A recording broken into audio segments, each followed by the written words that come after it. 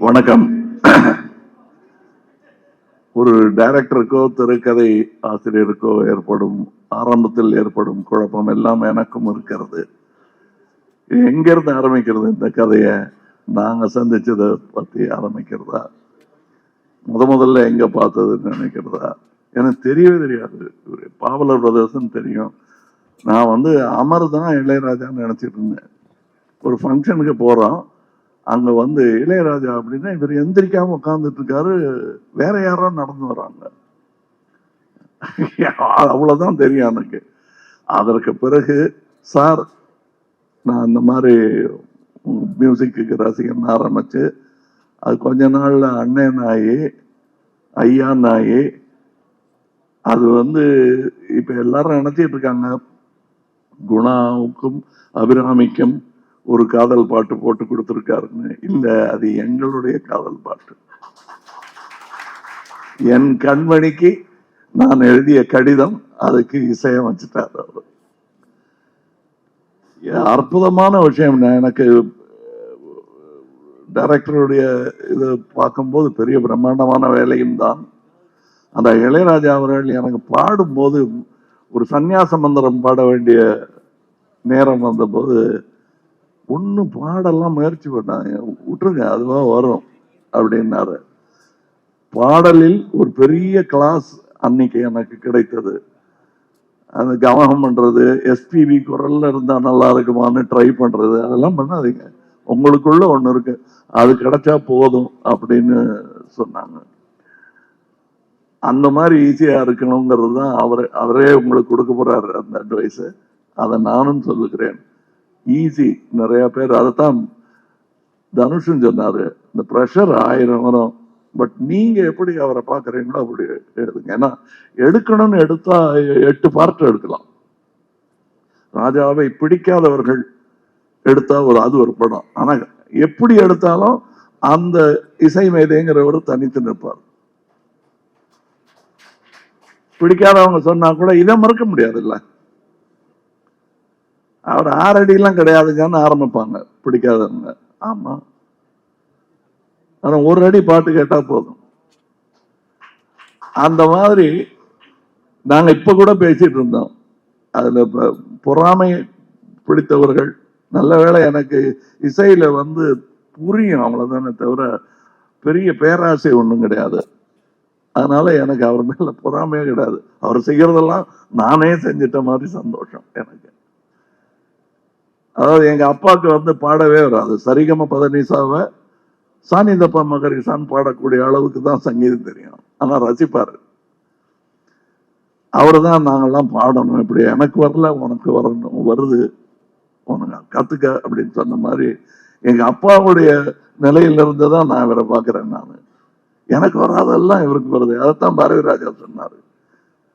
எப்படி இது அப்படின்னு ஆச்சரியப்பட்டுக்கிட்டே வருடங்கள் கடந்து விட்டன. வெவ்வேறு ஆங்கிள் இருக்குங்க இவரை பத்தி. இவங்க கூட வேலை பார்த்தவங்க சொல்ற ஒரு கதை, மியூசிஷியன்ஸ் சொல்ற கதை, இசையெல்லாம் தெரியாம வாழ்க்கையில இளையராஜாவை தன்னுடைய டைரியா யூஸ் பண்றவங்க சொல்ற கதை. எனக்கு கல்யாணத்தும் போது இந்த பாட்டு, நான் எனக்கு முதல் குழந்தை பிறந்த போது இந்த பாட்டு அத்தனை பேரும் அதை பேசினாங்க. ஒரு நான் இப்ப எல்லாரும் சொல்லும் போது இவர் வாழும் காலத்தில், நான் இன்று பிறக்கவே இல்லை என்றாலும் இன்னும் ஒரு 100 வருஷம் கழிச்சு பிறந்திருந்தாலும் அவர் வாழும் காலத்தில் தான் வாழ்ந்திருப்பேன். ஏன்னா அவருங்கிறது இசைதான் அப்பவும் இருக்கும்.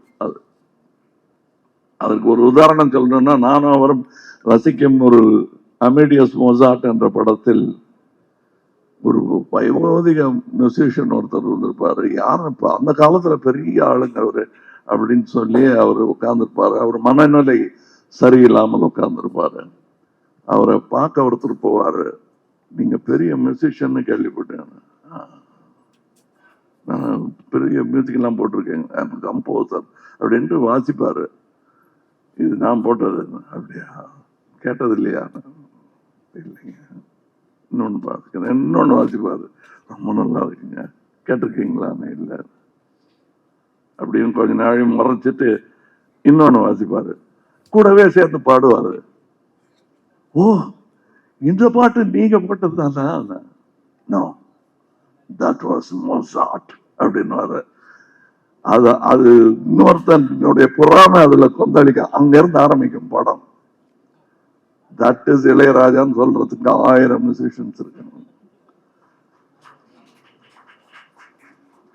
அந்த மாதிரி எனக்கு இப்ப நான் தான் சொன்னேன், சாயங்காலம் ஒரு ஃபங்க்ஷன் இருக்கு, எல்லாரும் மனம் விட்டு பேசினா நீங்க நேரம் இங்க இருந்து அங்கதான் வர வேண்டியிருக்கும் அப்படின்னு சொன்னேன். Once again to the director நான் சொல்றது, உங்கள் பார்வையில் உங்களுக்கு சொல்லணும்னு தோன்ற அந்த நிஜத்தை சொல்லுங்கள். பிரஷர் எடுத்துக்காதீங்க. ஏன்னா இந்த படம் இசைஞானி இளையராஜாவை பற்றிய படம் மட்டும் இல்ல, பாரத் ரத்னா இளையராஜாவை பற்றிய படம். இது வாழ்த்துல டிமாண்ட், எங்களுடைய டிமாண்ட். இதுலயே கொஞ்சம் பாஷையெல்லாம் கம்மியா இருக்கு, தமிழ், தெலுங்கு, மலையாளம், கன்னடா, ஹிந்தி. இன்னும் இந்தியாவிலேயே இன்னும் நிறைய பாஷை இருக்கு. அத்தனையும் சேர்த்து அவையிலெல்லாம் இந்த கூட்டிட்டு போவார் இவர். இப்ப சொன்னார் இல்லையா தனுஷ், எனக்கு வழி நடத்தணும்னு. உங்களை அவர் இசை வழி நடத்தி ரோடு போட்டு கொடுத்துரும் உங்களுக்கு. எல்லா ஊருக்கும் போகலாம், போக வேண்டும். நான் எனக்கு பொறாமையே கிடையாது.